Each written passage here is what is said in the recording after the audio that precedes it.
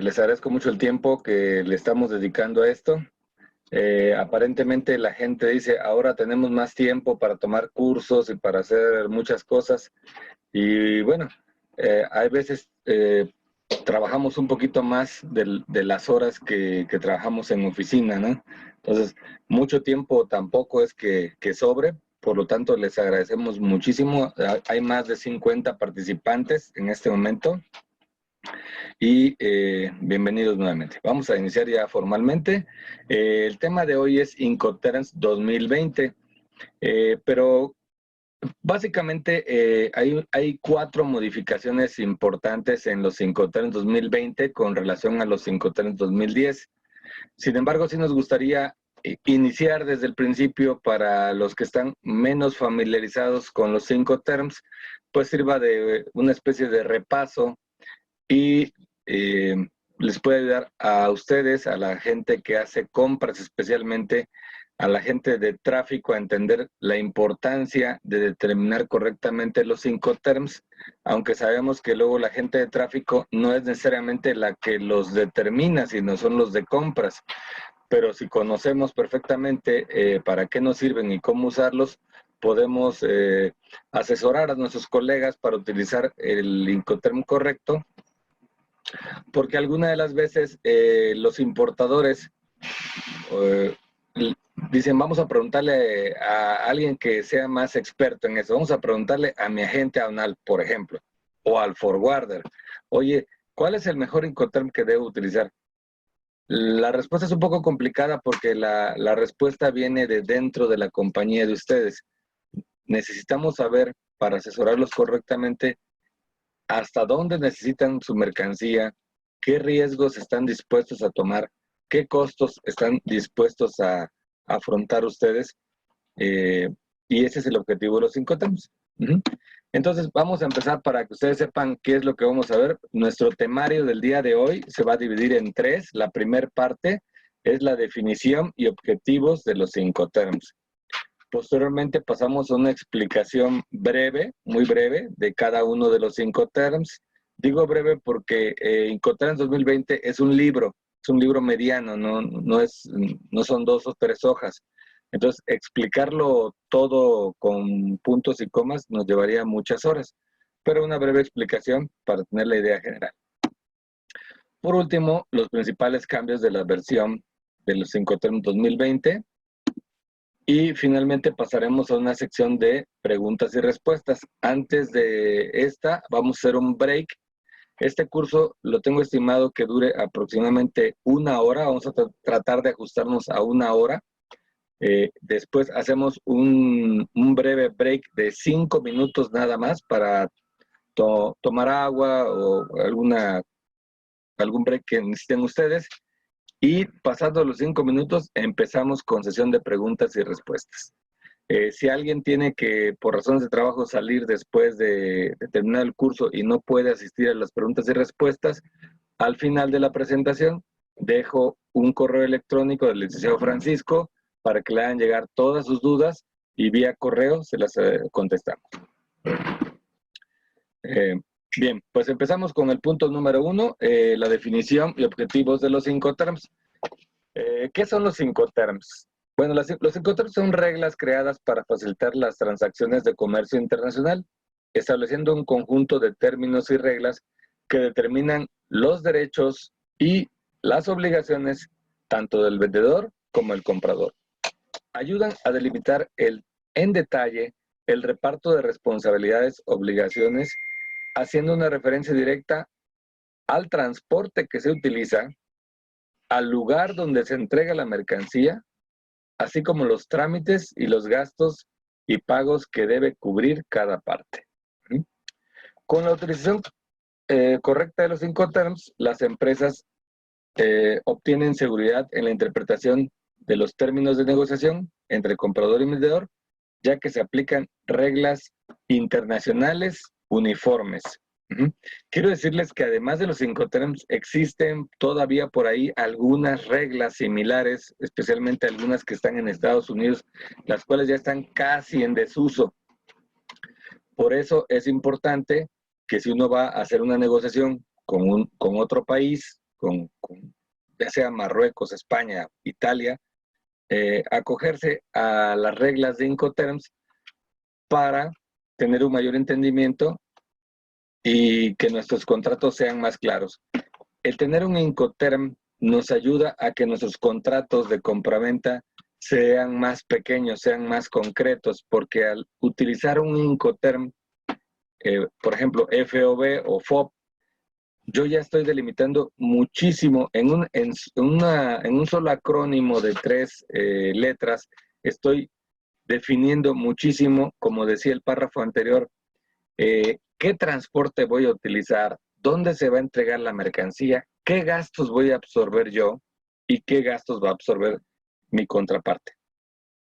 Bueno, por último, nos menciona aquí la lámina que a partir del 1 de enero de 2020 entran en vigor las reglas de los Incoterms. Es decir, ahora ya llevamos prácticamente medio año que están operando los 2020. Y entonces puede surgir una pregunta, oye, entonces, si yo estoy utilizando unos Incoterms del 2010, especialmente alguno que ya hasta quedó derogado en esta versión, ¿estoy haciendo mal mi operación de comercio exterior? La respuesta es no. Esta es una nueva versión, pero si ustedes hicieron un contrato de compraventa en el cual lo hicieron, por ejemplo, hace 2 años y determinaron utilizar un término de venta DAT que actualmente quedó eliminado, como vamos a ver a continuación, este sigue vigente con las mismas condiciones que establecía la versión 2010. Es importantísimo, es algo que cambia cada 10 años y no le tomamos mucha importancia, pero es muy, muy importante que en sus contratos establezcan ustedes qué versión de los Incoterm van a usar.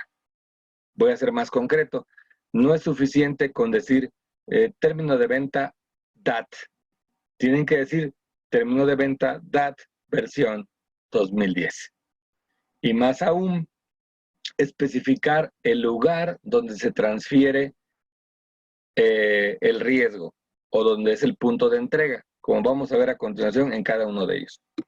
Bueno, una muy breve historia de los Incoterms. Los Incoterms son creados por la Cámara de Comercio Internacional, tratando de crear unas reglas homogéneas a nivel internacional, y sus esfuerzos empiezan en 1936, haciendo una primera modificación en el año 45, posteriormente en el 53, luego en el 67, nuevamente en el 76, posteriormente en 1980, y a partir de ahí, como ustedes pueden observar, cada 10 años invariablemente los están modificando.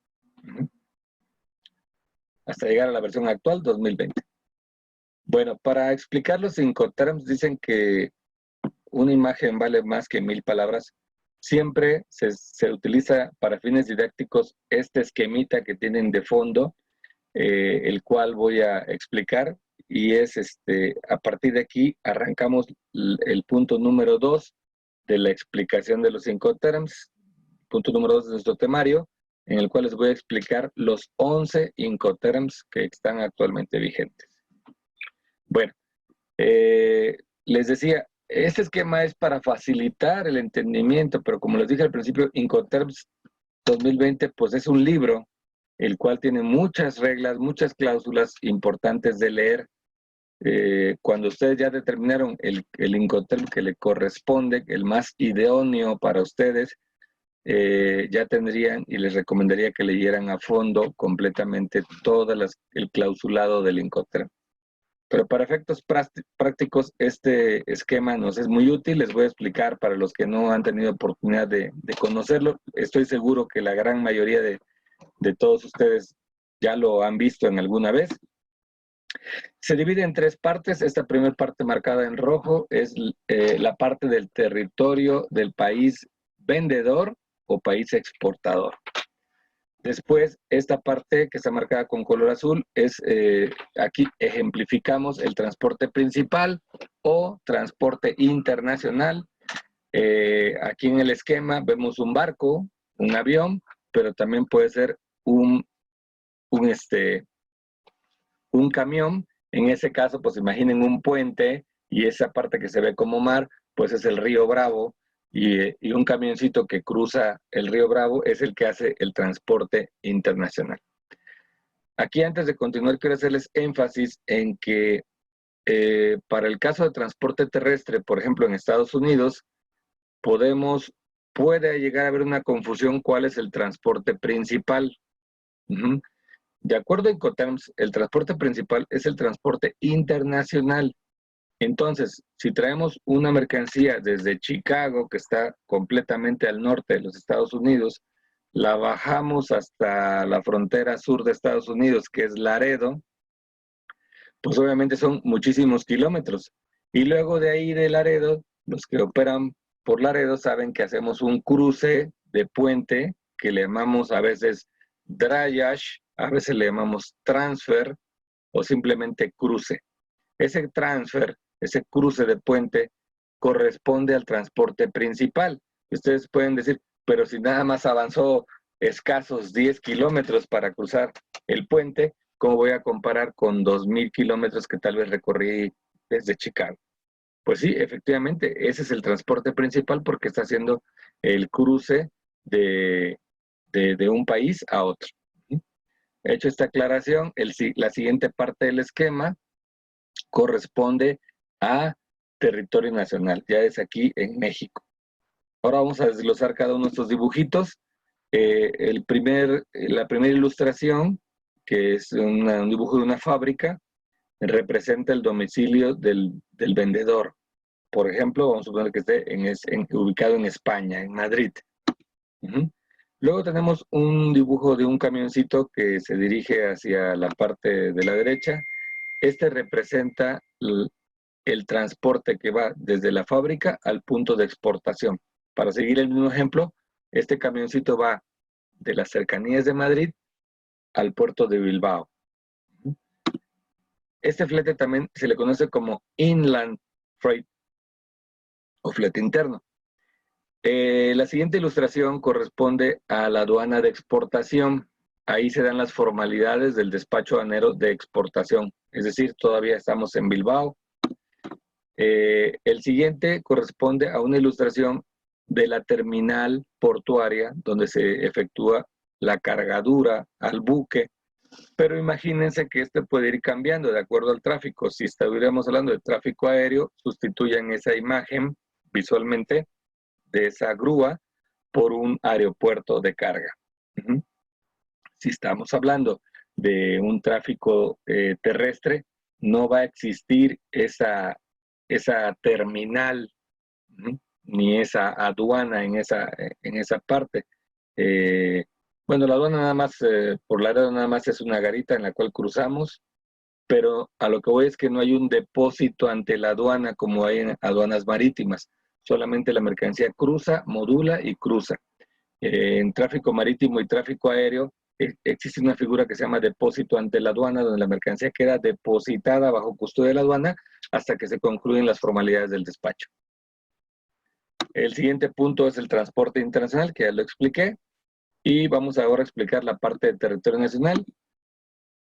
Esta parte se compone nuevamente de su contraparte, la terminal portuaria. Si estamos importando vía Veracruz, para seguir el ejemplo de España, Veracruz era el puerto natural. Esta pues es una terminal que puede ser, por ejemplo, CICE, ICABE, Golmex, etc. Aquí nuevamente tenemos la aduana de importación, es la aduana de Veracruz propiamente, donde modulamos el pedimento y se realizan las funciones de fiscalización.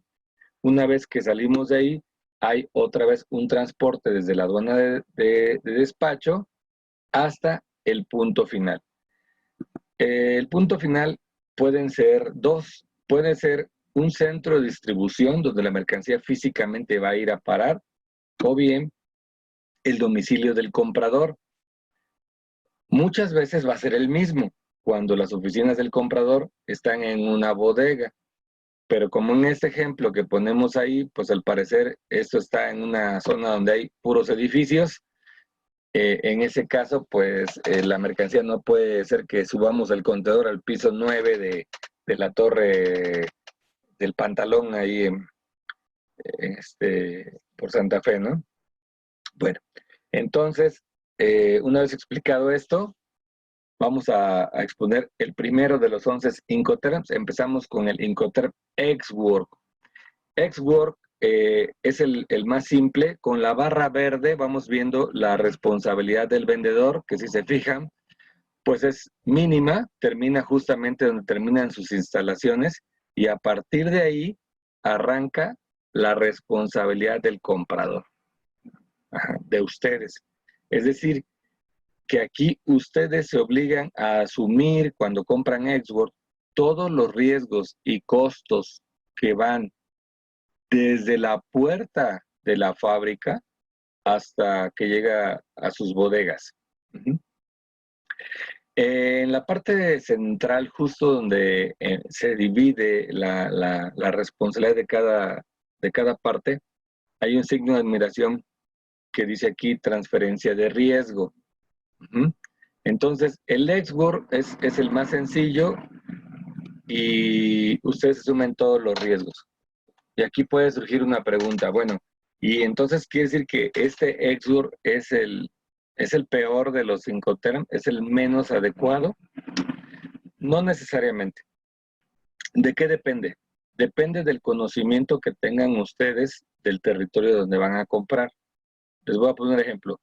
Estados Unidos, lo tenemos muy cerca, probablemente ustedes viajen mucho para allá, muy seguramente tienen un forwarder, un agente aduanal que les vende el servicio de recolectar la mercancía en Chicago, para regresar al ejemplo, y digan, pues no veo riesgo, está cerca, mi forwarder y mi agente aduanal son muy eficientes, no tengo ningún problema. Pero si hacen lo mismo en una compra que van a hacer en un pueblito, en una zona rural de Taiwán, la cosa cambia, porque tenemos una cosa muy lejana, la cual desconocemos muchas ocasiones, y entonces el Ex-Work no sería el más apropiado. Bueno, avanzamos con una breve explicación del Ex-Work. El Ex-Work, que significa en español en fábrica, lugar convenido. Lugar convenido viene entre paréntesis, lo cual nos indica que es necesario poner el país, más bien el lugar donde se va a recoger. Para poner un ejemplo claro, vamos a volver al ejemplo de cercanías de Madrid, donde hay una planta que produce colchones, vamos a suponer. Pero resulta que esa compañía, que resulta ser muy grande, tiene una fábrica en cercanías de Madrid y tiene otra fábrica, vamos a poner, en Málaga, España, que está completamente al sur. Entonces, compramos Ex-Work, compramos colchones Ex-Work, pedimos una cantidad equivalente a un contenedor para consolidar todo, y compramos 3 modelos. Pero resulta que el modelo A y B lo producen en la planta de cercanías de Madrid. Y el modelo C lo produce en Málaga. ¿Qué pasa? Si yo compro Ex-Work, el vendedor me dice, perfecto, mira, Ex-Work es este precio, aquí lo tienes, cuando gustes pasa por ellos, ya los tengo preparados. Eso implica que ustedes van a tener, a través de su forwarder, ir a recolectar la mercancía, primero a Málaga para recoger el colchón tipo C, y luego hacer un tránsito internacional, o no quiero decir tránsito, una recolección interna, o inland freight, de Málaga a Madrid, para recoger el modelo A y B, y luego finalmente irse al puerto de Bilbao para despachar. Esos costos van sobre ustedes y es un extra costo. Por eso es importante que el lugar convenido venga en su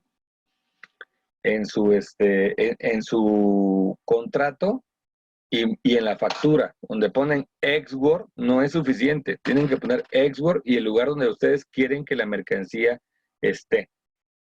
Porque si esa misma compañía, ustedes le ponen export Madrid, ellos tienen que encargarse de traer de su fábrica de Málaga y ponerle todo en Madrid. Van a ver que en cada uno de los Incoterms, van a ver que siempre dice lugar convenido, puerto convenido, y es algo muy importante y que estoy haciendo mucho énfasis porque revisen sus facturas y van a ver que la mayoría de ellas no lo tienen. Y puede ser que la factura no lo tenga, pero se van al contrato y tampoco lo tienen. Es más, ya hemos platicado en otros cursos, ni siquiera tenemos contratos, que es algo que va a cambiar a partir de la entrada en vigor del artículo 81, donde va a ser obligatorio el contrato. Bien, pues el export, como ya hemos explicado ampliamente, el vendedor pone la mercancía a disposición del comprador en sus propias instalaciones, fábrica, almacén, etc. Todos los gastos a partir de ese momento son por cuenta del comprador. La regla Incoterm Export se puede utilizar con cualquier tipo de transporte o una combinación de ellos, conocido como transporte multimodal. Es decir, el proveedor se encarga de la logística y el traslado necesario para que el comprador tenga el suministro del producto en el mismo lugar donde desempeña la tarea productiva. Aquí es donde les digo, él tiene que encargarse de la logística de ir a buscarlo a Málaga y ponerlo en el lugar de la fábrica donde nosotros estamos comprando. Esta regla Incoterm no sufrió modificaciones en relación a los términos 2010. Aquí pueden ver en la ilustración cómo aparece export. Ahí es donde se da justamente la transferencia del riesgo. Pasamos al siguiente Incoterm, que es el FCA. En este FCA, vean cómo la barra verde va creciendo, que son las responsabilidades del vendedor. El vendedor ya no nada más lo pone en su fábrica, sino que lo tiene que llevar hasta ponerlo a bordo del transporte y pagar ese transporte interno o inland freight. FCA, en todos los casos le estoy poniendo el nombre en inglés porque el nombre en inglés nos da la abreviatura del Incoterm. En este caso es Freight Carrier, eso significa FCA, que es libre transportista en un lugar convenido. Nuevamente, lugar convenido. ¿Por qué? Porque si yo voy a pagar el flete marítimo y supongamos que al cliente le sale un flete que él va a pagar más barato a Puerto de Valencia que a Puerto de Bilbao, es solo un ejemplo, pero resulta que a mí no me cuesta el tráfico marítimo lo mismo el que lo recojan en Bilbao, que está más cerca a Veracruz, a que lo recojan a Valencia, que está dándole la vuelta a España, ¿no? Entonces, por eso es importante el lugar convenido donde se va a entregar la mercancía. Bueno, breve descripción. El vendedor se compromete a entregar la mercancía en el punto acordado dentro del país de origen, que pueden ser los locales de un transitario. Transitario es el nombre que se le da en España a los forwarders. Una estación ferroviaria. Este lugar convenido para entregar la mercancía suele estar relacionado con los espacios del transportista, es decir, sus instalaciones, o como dicen en Laredo, facilities. Se hace cargo de los costes. Aquí voy a hacer la aclaración. Costes es el nombre que se le da en España a lo que en México conocemos como costos, hasta que la mercancía está situada en el punto convenido. La regla Incoterm FCA puede utilizarse en cualquier tipo de transporte aéreo, ferroviario, por carretera y por contenedor, y transporte multimodal, que dijimos que es en combinación. Sin embargo, esta regla no es demasiado empleada como para sustituir al FOB, que es el rey de los Incoterms, el más usado. ¿Ok?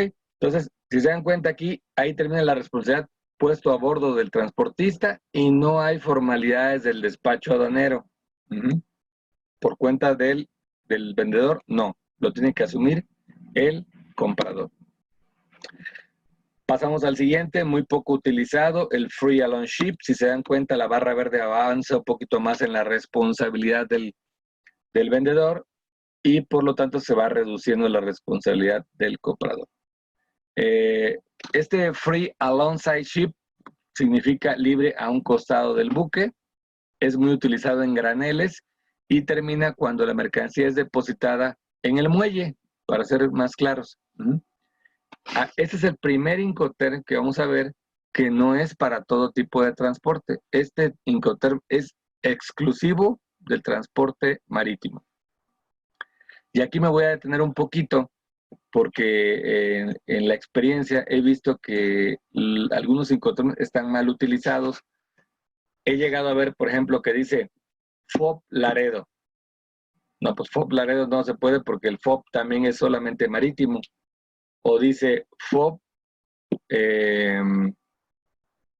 FOB y es un transporte aéreo. Pues tampoco, no es aplicable, está mal empleado. Bueno, pues este que es exclusivo de transporte marítimo consiste en que el vendedor entrega la mercancía en el muelle pactado del puerto de carga convenido. Esto es al lado del barco. La regla Incoterm FAS es propia de mercancías de carga a granel o carga voluminosa porque se deposita en la terminal del puerto especializada que está situada en el muelle. No contempla otros modos de transporte que sean distintos del marítimo o del fluvial, que es transporte por vías de ríos navegables. Y el vendedor es responsable de las gestiones y costos de la aduana de exportación. Eso es importante. Nada más lo ponen a un costado, pero a pesar de que lo ponen a un costado, sí hacen el trámite de exportación. Y es utilizada para tipo de carga a granel o voluminosa. Pasamos al Free On Board, el más famoso, el más usual. Para mi gusto es uno de los mejores, por eso debe ser de los más usuales, porque aquí la transmisión del riesgo, el vendedor hace toda la parte que está en su territorio y transmite el riesgo justo cuando carga la mercancía a bordo del buque. Aunque aquí en la ilustración el contenedorcito todo está como colgando de la terminal, realmente es cuando el contenedor o carga está arriba del buque, ahí termina la responsabilidad. Entonces, para el importador es más cómodo porque él nada más tiene que preocuparse por pagar el flete y todo lo que corresponda del lado mexicano. Pero en FOB no se tiene que preocupar por nada de lo que pase de aquel lado del océano o del puente. Sin embargo, pese a ser el más utilizado, tiene una limitante. Solo es aplicable al transporte marítimo. Breve descripción: el vendedor entrega la mercancía sobre el buque, el comprador se hace cargo de designar y reservar el transporte principal. El FOB es una de las reglas más usadas en el comercio internacional. Se debe utilizar solo para transporte de carga general, bidones, bobinas, contenedores, etc. La mercancía no se debe utilizar para granel. Su aparición es previa a la creación de la Cámara de Comercio Internacional, pues se tiene constancia de su uso en las Cortes Británicas en 1812. O sea, desde aquella época ya se hablaba de un free on board. Recuerden que el primer Incoterm fue en 1936. Entonces, cuando lo crean, toman esta figura que existía y la incorporan a los Incoterms. La regla Incoterms FOB se utiliza exclusivamente para transporte en barco, ya sea marítimo o fluvial. Siguiente Incoterm, costo y flete. En este, vean la barra verde cómo va haciendo más responsabilidad para el vendedor, porque además de embarcar, tiene que pagar el flete. Pero aquí vean algo curioso que es el primer Incoterm en el que se da esto, que la transmisión del riesgo se da cuando embarcas, pero sigue aquí en verde porque todo este costo le corresponde al vendedor. Para ser más claro, el vendedor cubre todos los costos hasta puerto de llegada, pero el riesgo termina embarcando. ¿Qué pasa? Que si el buque o el avión se cae, se hunde, se pierde, lo roban, el vendedor terminó con su responsabilidad al embarcar, aunque pague el flete. Entonces, por eso, este es bueno si queremos correr el riesgo del seguro, pero si no, tendríamos que utilizar uno más avanzado como el CIF o CIP. Bueno, en este caso el vendedor se hace cargo de todos los costes, incluido el transporte principal, hasta que la mercancía llegue a puerto de destino. Sin embargo, el riesgo se transfiere al comprador en el momento en que la mercancía se encuentre cargada en el buque en el país de origen. Se debe utilizar para carga general, que se transporta en contenedores. No es apropiado para graneles. La regla Incoterm solo se utiliza para transporte en barco, ya sea marítimo o fluvial. Pasamos al siguiente, que es también bastante usado, que es el costo, seguro y flete, por sus siglas en inglés, Cost, Insurance and Freight. Es costo, seguro y flete hasta puerto de destino convenido. Nuevamente, hago énfasis, no basta con ponerle CIF, porque si compramos en China y resulta que al chino la naviera le dice, pues mira, yo voy directamente a Long Beach, California, y de ahí empiezo a bajar. Paso primero al puerto de Ensenada, luego a Mazatlán, luego a Manzanillo y por último a Lázaro Cárdenas y de ahí sigo hacia Sudamérica. Si el chino dice, bueno, a ver, ¿y cuál es el primer puerto mexicano que tocas? Pues Ensenada. ¿Y cuánto es el flete? Pues es tanto. Ah, pues me parece excelente. Yo vendí CIF, que es costo y seguro y flete. Pero resulta que lo bajan en Ensenada, ellos ya cumplieron y ahora imagínense el costo de traer desde Ensenada a Ciudad de México. Y lo mismo pasa por el otro lado. Si viene de Sudamérica y el primer puerto que toca es Puerto Progreso, Yucatán, pues imagínense el flete que va a haber que pagar. Por eso la importancia de poner CIF Veracruz, CIF Altamira, CIF Manzanillo, de acuerdo al puerto que ustedes quieren que llegue, o CIF Lázaro Cárdenas.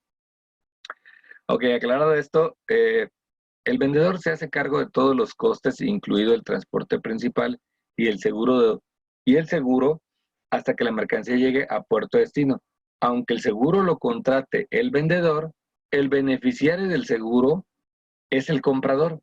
El seguro debe contener cláusulas similares a las de la ICC, que es la Cámara de Comercio Internacional, por sus siglas en inglés.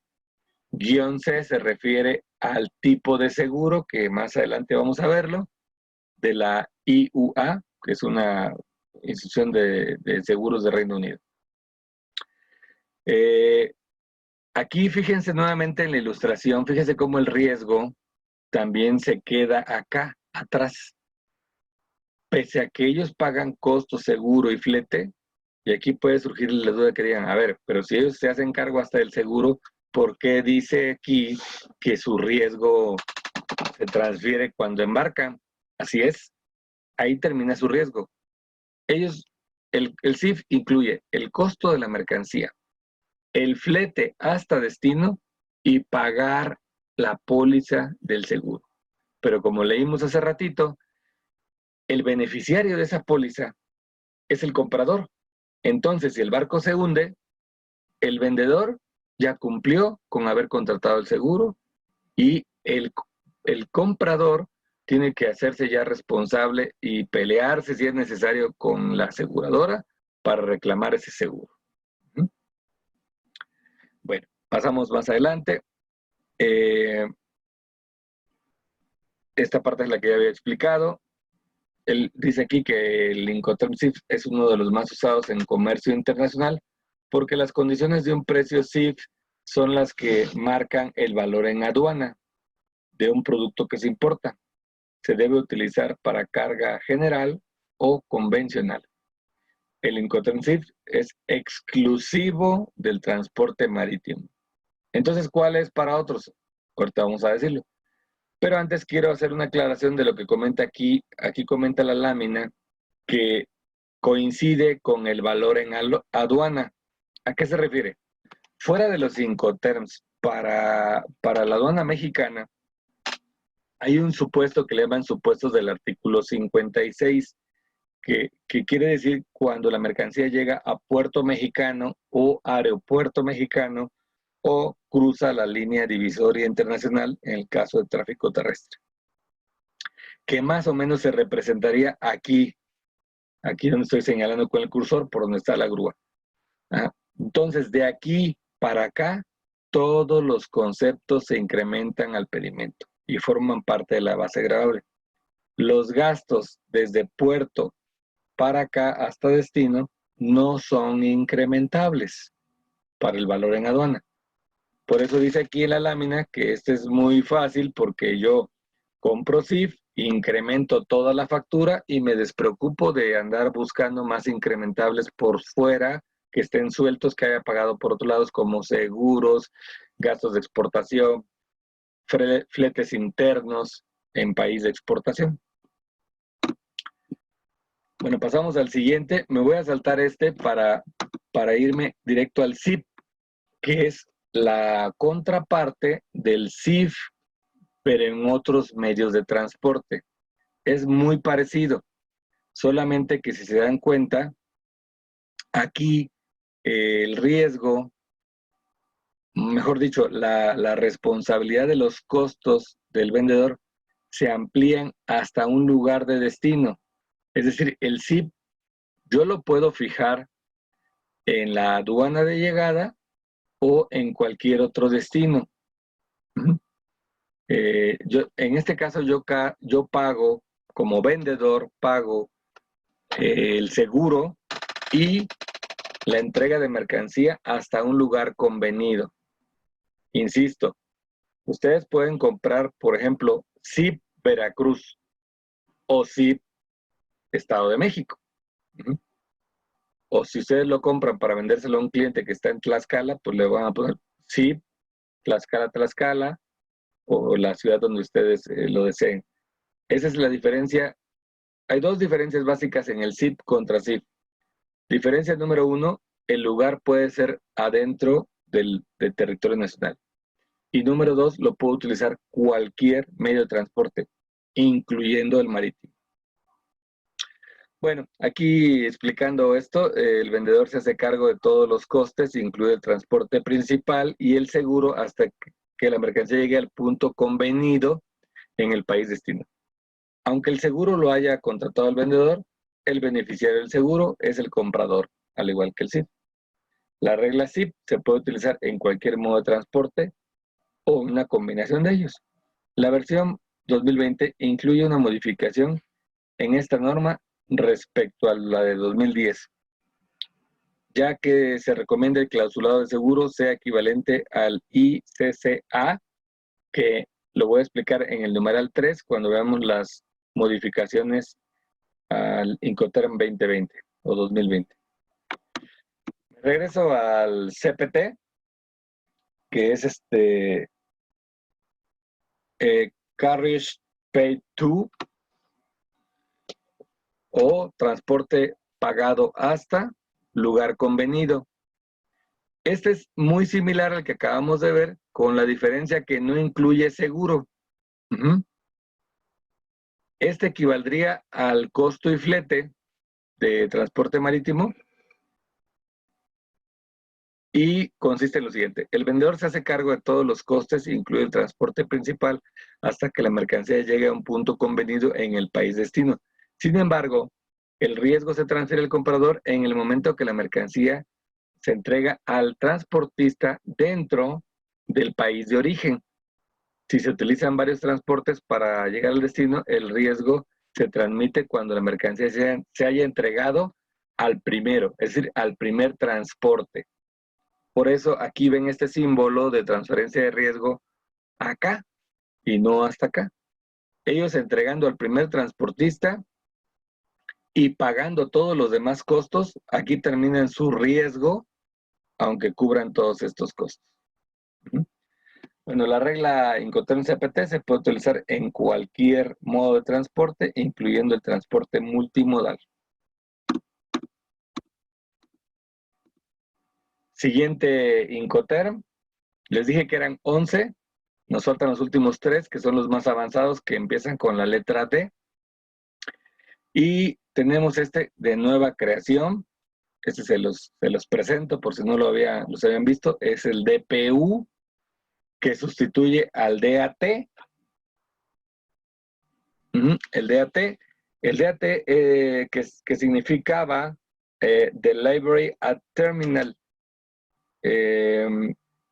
Vamos a explicarlo. Reemplaza la regla DAT, Delivery at Terminal, entregado en la terminal, que aparecía en la versión 2010.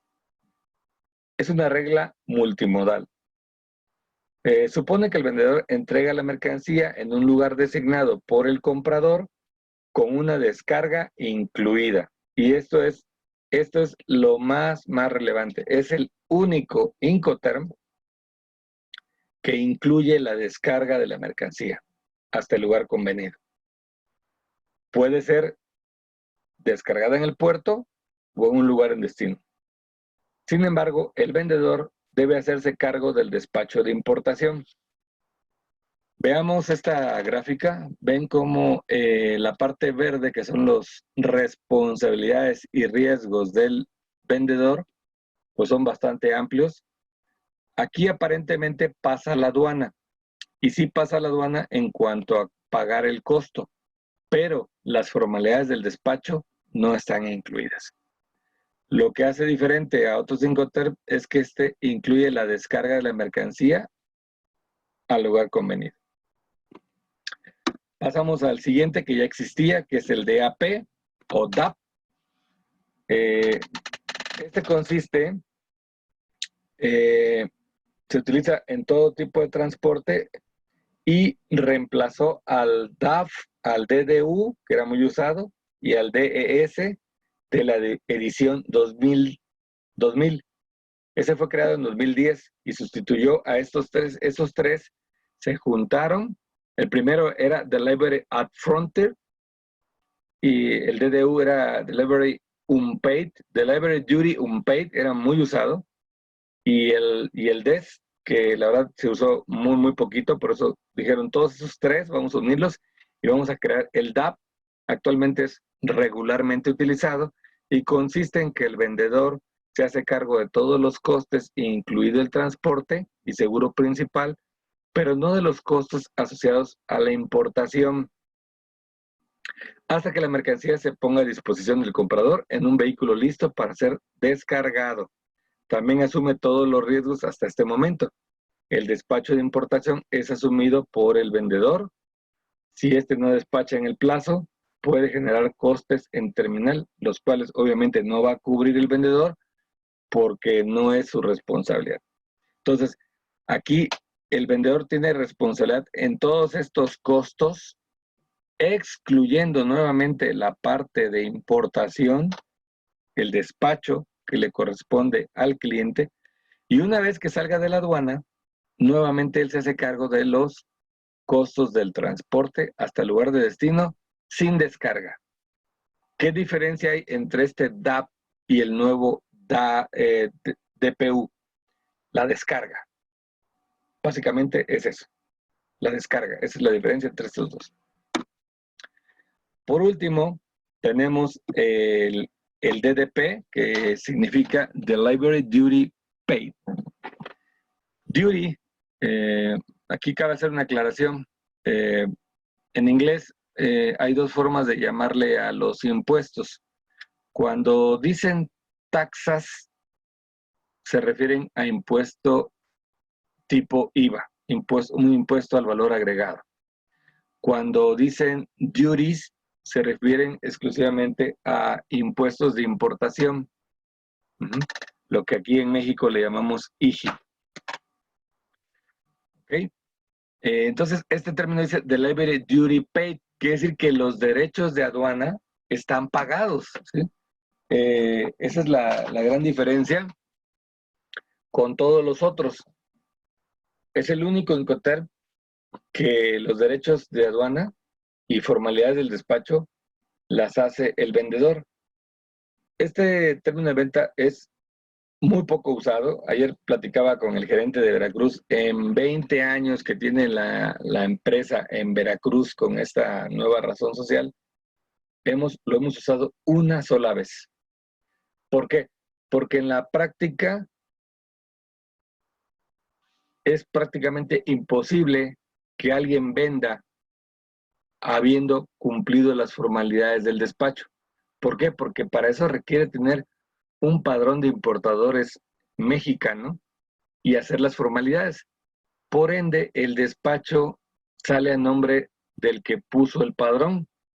Entonces, para que el comprador obtenga esa mercancía legalmente, como el pedimento no está a su nombre, pues le tienen que dar una factura nacional y en ese momento se convierten en una compra nacional, porque la mercancía ya está nacionalizada cuando se la vendieron. Por ende, no sería propiamente un término de venta internacional, puesto que es ya comprado en México. Este Incoterm muchas veces se le conoce como door to door o puerta a puerta y se usa más para cosas comerciales menos, menos empresariales. Si uno compra algo por internet en China y le llega hasta la puerta de su casa, es un DDP. Pero si uno compra algo, un contenedor, por ejemplo, llega al puerto y el vendedor le dice, bueno, ahora préstame tu padrón y paga los impuestos de tu cuenta, porque yo no puedo pagarlo en la mía, pero yo te doy el dinero para que lo pagues y luego te lo descuento de lo otro. Entonces es una situación muy rara, por lo cual no se utiliza realmente en México. Y eso cabe aclarar que es por la legislación mexicana, porque en Estados Unidos cualquier persona, incluyendo un mexicano que no tenga establecimiento en Estados Unidos, puede fungir como importador. Aquí no. Bueno, por último, mencionamos que este término de venta es para cualquier tipo de transporte, sea polivalente, multimodal o cualquier otro. Bueno, y ese es el resumen de los 5 terms. Aquí ya fuimos viendo cada uno de ellos y ahora estamos viendo que cómo se va avanzando en las responsabilidades y las transmisiones de los riesgos conforme van avanzando los 5 terms. Insisto, ¿cuál es el mejor? De acuerdo a lo que ustedes necesiten. Normalmente el comprador tiene más control sobre costos en su propio territorio que en otro territorio. Pero puede llegarse el caso que por altísimos volúmenes de exportación del vendedor tenga inclusive fletes más baratos que nosotros en Puerto Mexicano. Y en ese caso podríamos hacer uso de otros más avanzados como DPU, DAP, DDP. Y vamos a la parte número 3 del curso, que es los principales cambios a la versión Incoterms. Bueno, ¿en qué consisten estos? Número 1, eliminación del Incoterm DAT. ¿Por qué lo eliminan? Bueno, porque originalmente este Incoterm había confusión porque significa Delivery a Terminal. Entonces las preguntas que hacían es, ¿en qué terminal? ¿Y qué es una terminal? ¿Qué definen como terminal? ¿Y se descarga la mercancía o no? Porque ya llegó la mercancía a la terminal y ahora ¿quién se hace cargo de la maniobra de bajarlo? Esto causó mucha confusión y finalmente, por su poco uso, terminaron reemplazándolo por el DPU, que ya explicamos que es vender la mercancía con la descarga incluida. Aquí cabe aclarar que el terminal no se referiría a una terminal portuaria o a una terminal de aduana, pero mucha gente tuvo esa confusión. Inclusive se refería a la terminal a cualquier patio de transportista. Pero ante la confusión, la ICC determinó eliminarlo.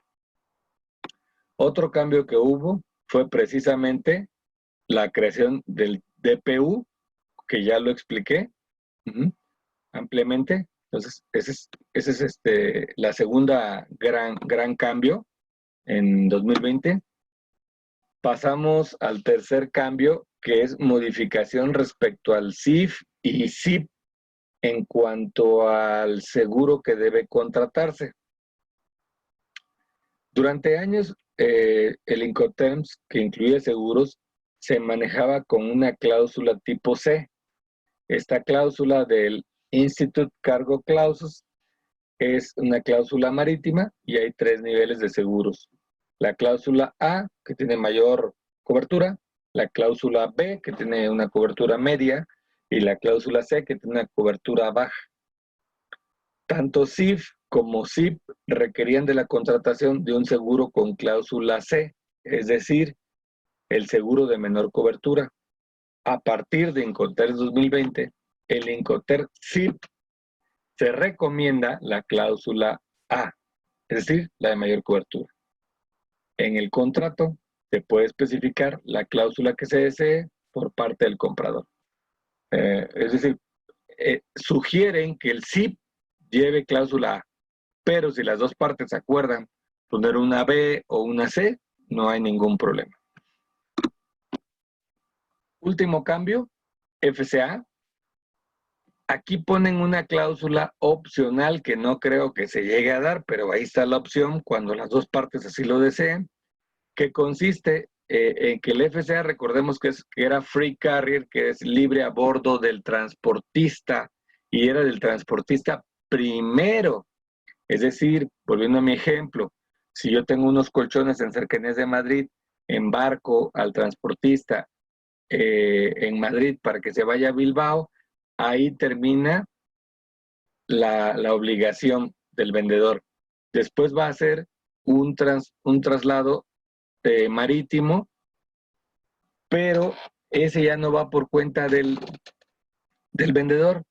Sin embargo, esta cláusula opcional lo que nos dice es que el que vende debe de obtener una copia del BL con la cláusula a bordo.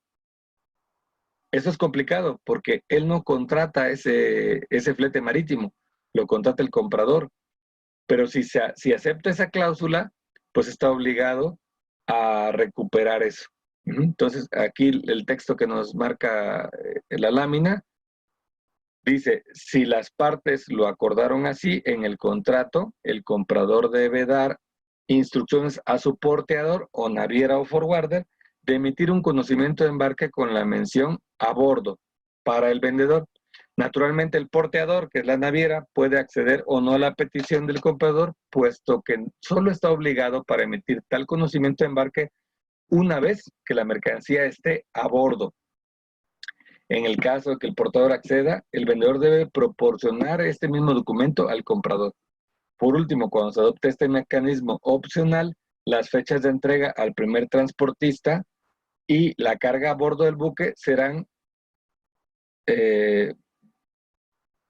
distintas, ahí faltó una palabra, serán distintas, lo que bien puede crear dificultades al vendedor en un crédito documentario. ¿Qué quiere decir? Si no se ocupa esta cláusula, yo como vendedor embarco al primer transportista en Madrid, lo mando al puerto, termino mi responsabilidad y pudiera cobrar, si es un crédito documentario, pudiera ya cobrar. Si acepto esta cláusula, tengo que esperar a que la mercancía llegue al puerto y además sea embarcado y además la naviera me otorgue una copia con la leyenda a bordo. Si no, no pudiera yo cobrar. Entonces, esto no me parece algo muy bueno para el vendedor. Para el comprador puede ser que sí, pero se me hace excesivo porque el transporte lo contrata él, el transporte de la naviera, por lo cual debería de él recuperar su BL a bordo. Y con esto terminamos ya la presentación formalmente.